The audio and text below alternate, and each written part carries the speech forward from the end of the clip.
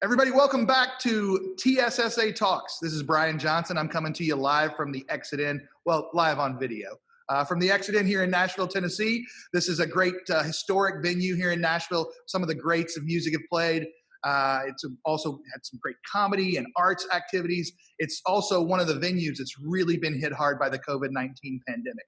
I encourage you to check out their website. We have some co-branded merchandise we're going to bring out as a part of this video series. It's a partnership between the Exit Inn and Tennessee State Soccer Association. And our big goal here is to shine a light on some underrepresented communities in soccer. In this day and age, there are a lot of social justice campaigns, and we feel it's important that we want to make sure our voice is being heard so that we can represent our organization both here locally, across our state, and even across our region and nation. And so we're excited to bring this video series. And our goal is to start conversations. Hopefully those conversations won't end at the end of our video series. They'll continue in your households. They'll continue in your local clubs. And we can find ways to bring more and more people into our game and to love our game. We're pleased to be joined today again with Chris Duke. Chris is the National Director of ODP. He works for the U.S. Youth Soccer Organization. USYS is the soccer organization for youth soccer here in our country. Chris, thanks again for joining us. And really, we can't thank you enough for your time and your willingness to share your journey with us. Thank you. Thank you, Brian. Happy to be here, and it's been a pleasure. Terrific. Okay, so we've talked a lot about sort of part one. We talked about your history in the game as a player and your early coaching career. In part two, we talked about your transition from being a coach to being an administrator, then going quickly, you were an executive director at the state level, moving quickly from that job into the USYS national office.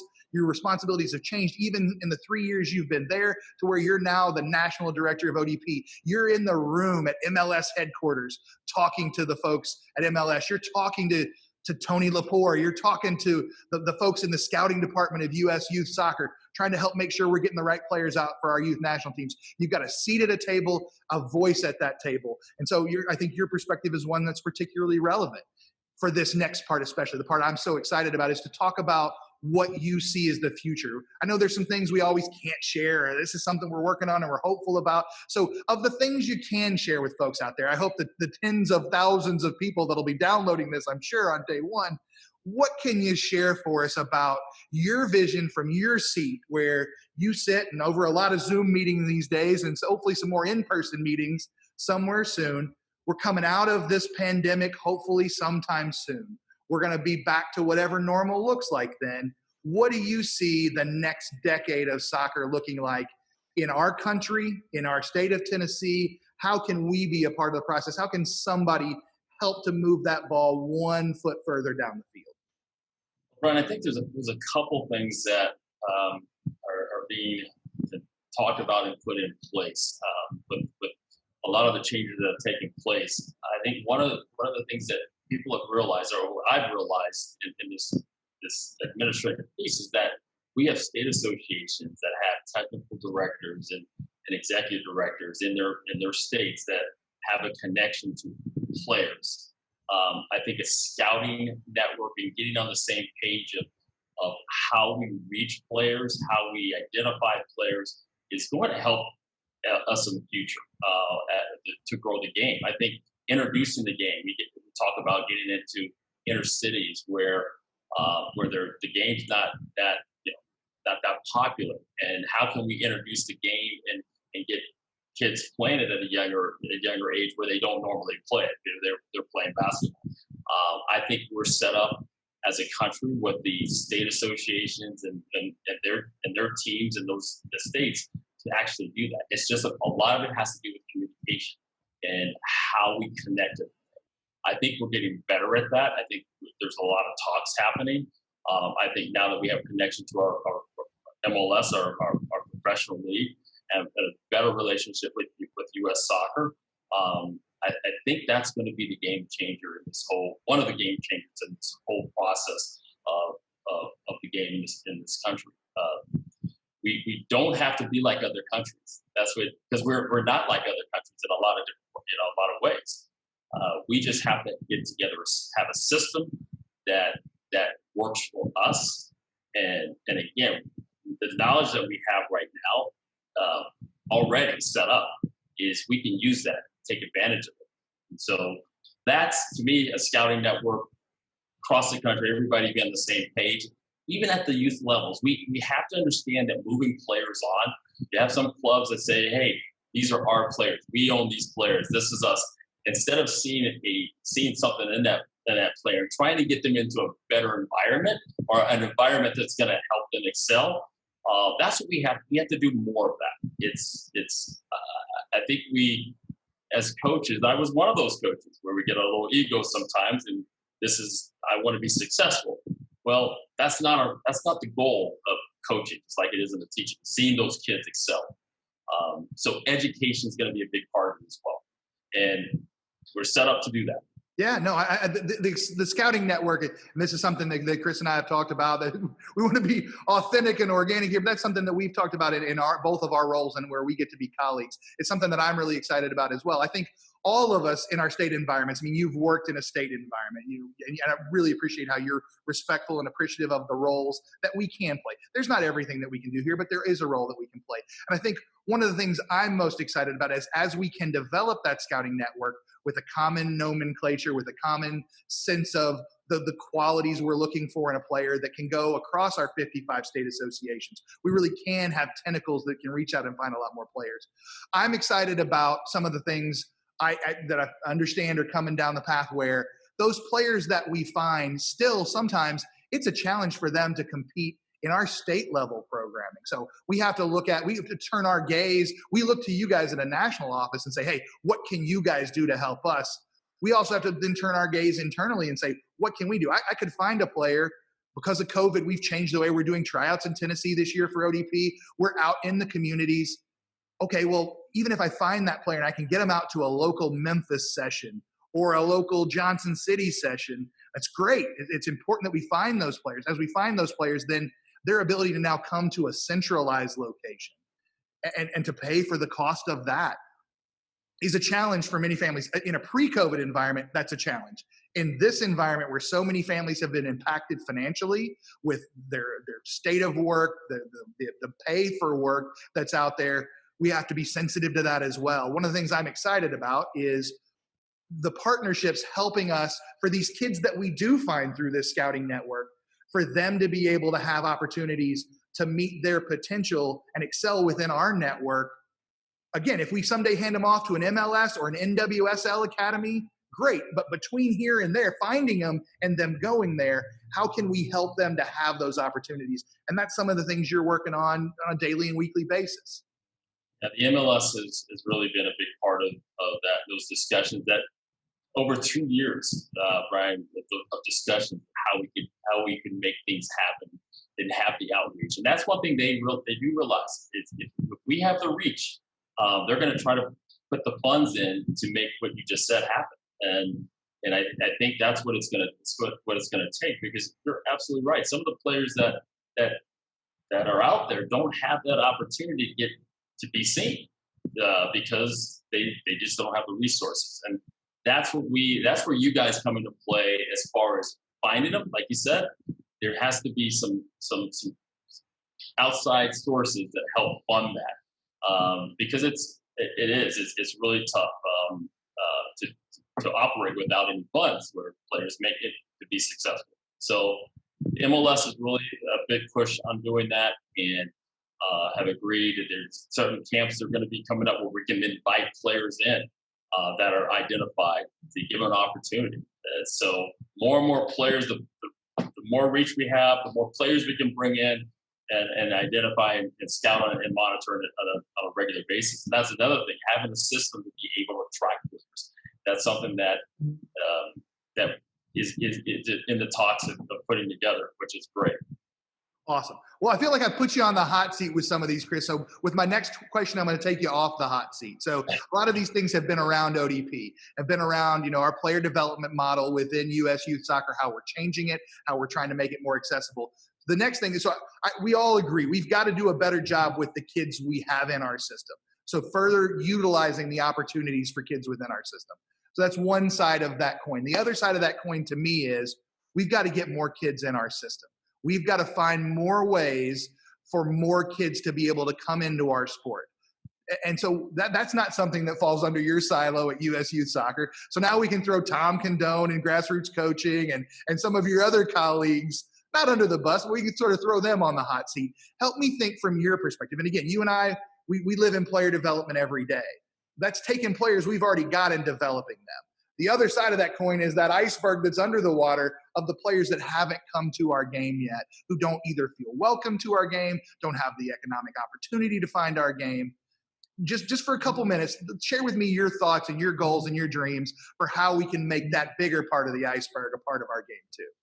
I think I have a really special interest in it because being a African American Black growing up and playing the sports when there wasn't a lot of African Americans playing the sport in this country. It's a game that I love and a game that I want to get more, make it a little bit more diverse in this, a lot more diverse in this country. And I think, even though I love watching basketball, football, and baseball, the game of soccer is not televised as much as a lot more than it has been. It's the access to being able to watch it, the access to getting it into the elementary schools that don't have it, in colleges. Maybe the communication to universities and offering more opportunities to play in college in different colleges and it's got to grow. And I hate to say this, but what takes place is if I'm a very good basketball player at a young age compared to and I played both sports and I get a scholarship to play basketball in college, and then I'm making lots of money when I get out. That's an attraction, and even no matter if you love soccer or not, the money does talk in a lot of ways. I think that's a big part of it. It's making the sport and growing the sport and getting my kids to watch the game and enjoy the game. It's going to take some time over to get to that point, but I think having the reach and getting into the elementary schools and introducing the game and making it fun, I think we'll get more players or be more diverse in this country. I think that's got to happen. I think that has to happen. Well, and Chris, that sort of triggers an emotion for me that I agree. We've got to hope that kids will watch the game. One of the things I dream of is the day where a kid watches the game and sees, if you watch, what's your Premier League team that you follow? I mean, obviously you're a Sporting KC fan. There's some tons there. You're throwing me in the hot seat again. I'm a Chelsea fan. Okay, so you're a Chelsea fan. We'll pray for you. It's the South. We pray for people. But hey, Christian Pulisic's there. He just got the number 10 jersey. We're all excited about that. But when you turn on Chelsea, you see guys with many different skin tones that are playing. Oh. You see guys with many different nations of origin. You see guys whose national language, first language, is many different. They are socioeconomically diverse. They are racially diverse. They are culturally diverse. For a young man or young lady who watches that game and then goes, I want to come out for soccer, one of the big concerns for me is, does that look like what they see when they come out? And if it doesn't, we've got to find a way to make that environment more welcoming. I'm not saying that we need to have quotas or we need to have anything else, but when you go out, you see something that looks like, wow, there's a Brazilian guy, Willian, who just left your club to go to Arsenal, that was a great player for many years. He looks like me, maybe.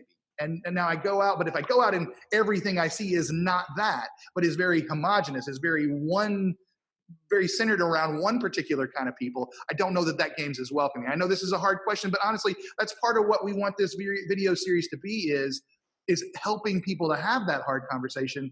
And again, I'm not equipped. I understand the seat of privilege I sit in. Help me from your perspective. How can we help to get over that and help to make people feel more welcome? More people that are like you, a 9 or a 10-year-old Black kid in Las Vegas, Nevada, who doesn't really know soccer. His parents didn't experience it, but who felt love and felt welcomed into the game. Yeah, I think mentoring kids at a young age, and it comes down to relationships. I was one of 5 Blacks my freshman year in college, so that even being in school and not seeing many African American Blacks walking around, it makes a little bit of a difference in how you act and how you react. You don't. That's something that we have to try and change. But I think that getting more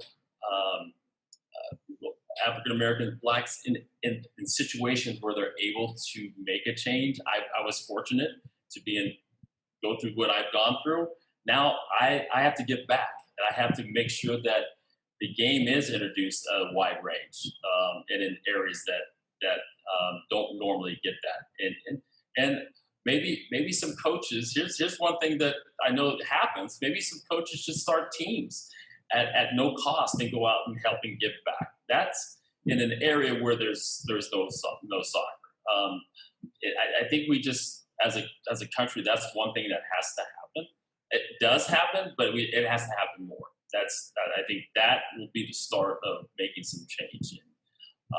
Man, I think that's exciting, Chris. I think we've got to find those stories. We can't just wait for them to hit, our news feeds or our Facebook feeds. We've got to find those stories. We've got to tell those stories of where it's working successfully. I think of some of the young black men and women I've had the privilege of working with as their coach, some of whom have found their way into soccer as a profession, but many of whom have not. Can we help to provide an avenue for them to see, what, here's a path for me to give to my community again? And it's not to say that it's completely and solely their responsibilities, but perhaps if we provide more opportunities, more people will find a way to give back, even if it's not as a profession. You and I, we pay our mortgages at the end of the day based on what soccer can provide for us. That's not for everybody.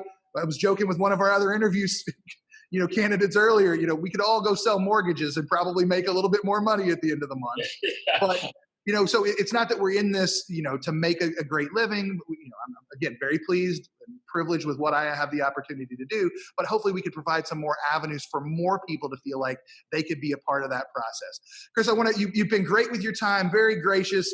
Is there anything sort of in this whole context of a conversation that is not about race ultimately, but that does include it?